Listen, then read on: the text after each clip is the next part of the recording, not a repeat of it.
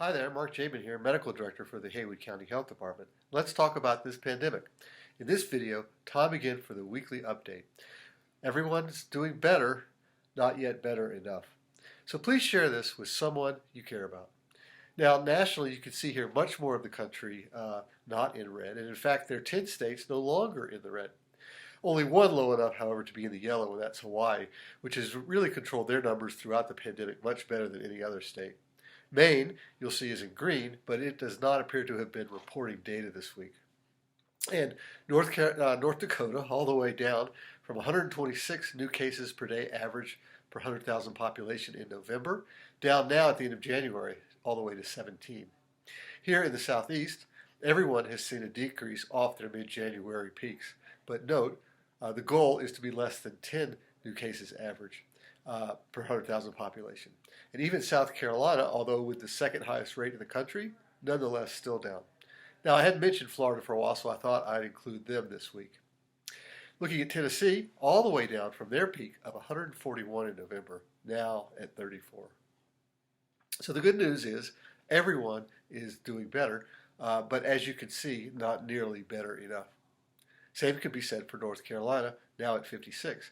We never hit the super high levels like Tennessee. We've been more stable throughout. Better, but again, not nearly better enough. Zeroing in on western North Carolina, as of this past Friday, you can see that 6 counties in bold that have seen significant decreases. 3 have remained pretty flat. Only Madison has seen a small increase. None of our counties are near the highest rates in the state now. Madison, the highest in our region, is actually 26th highest in the state. Graham actually has the lowest rate in the state. Haywood County in the middle at 48th in the state. Again, although better, everyone's still in the red zone, well above the goal of less than 10. Test positivity rates, 5% is the important threshold. North Carolina down under 10 now at 8.4%. Haywood County at 9%.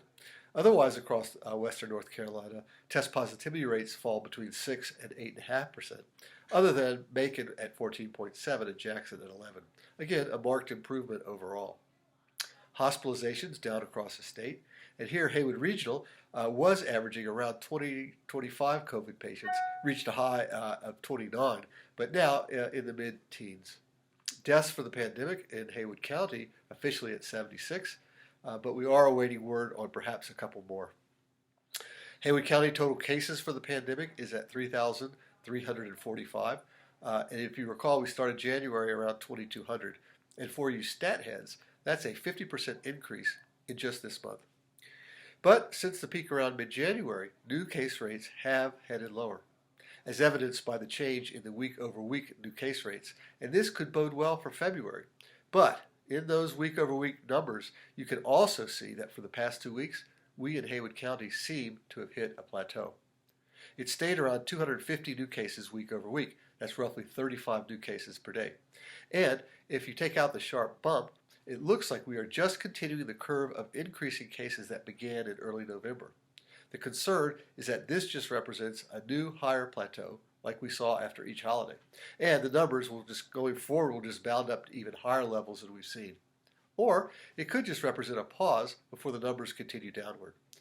We need to be at less than 40 new cases a week, or that's actually less than 6 per day average. And getting there is up to each of you. The next 2 weeks is critical to what the end of February is going to look like. So for the next 2 weeks, let's keep the focus. If we can get our new case rates down even as far as 50 new cases per day average by then, that would be the kind of trend we need to see. We do, though, however, have a challenge getting our case numbers lower. It is highly likely that the variants of the virus that you've heard about are already circulating here, and we know they are more transmissible. So it's even more important to continue being vigilant. Or if you've not been, how about start today, especially around gatherings, indoor events, and especially with those you share time with at home and at work. And need another incentive? How about this? The lower the case rates, the faster vaccination can get us back to normal, where we can safely gather together again. So be well and be careful, especially right now.